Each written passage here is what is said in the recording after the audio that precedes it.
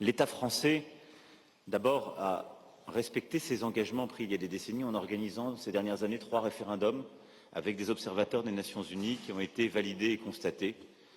3 référendums qui étaient prévus par les processus que nous avions pensés dans les années 80 et 90. Ceux-ci ont permis une expression de maintien dans la République française.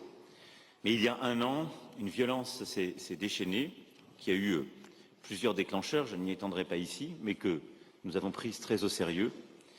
L'État français s'est fixé pour priorité la reconstruction du territoire avec la mobilisation à ce jour de plus de 3 milliards d'euros. 3 milliards d'euros.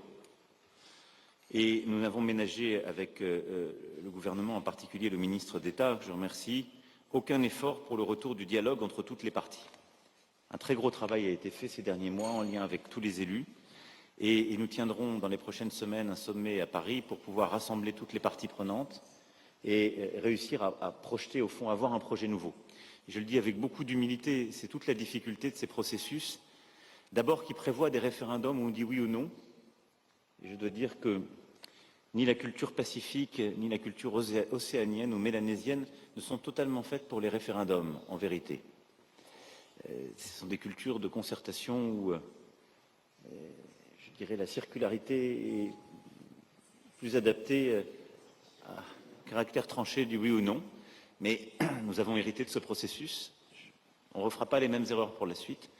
Et ensuite, chacun a été mis un peu face au vide qui était l'absence d'un projet nouveau après ces 3 référendums. Et donc c'est ça que nous sommes en train de bâtir avec beaucoup d'humilité, tous ensemble. Et d'abord, je veux dire ici que nous sommes toujours preneurs de conseils. On est tout à fait prêt à avoir vos recommandations. On souhaite aussi qu'il y ait une grande transparence et beaucoup d'explications qui vous soient données quand il y a des inquiétudes dans la région. Donc je vous dis la disponibilité de mon gouvernement et la mienne.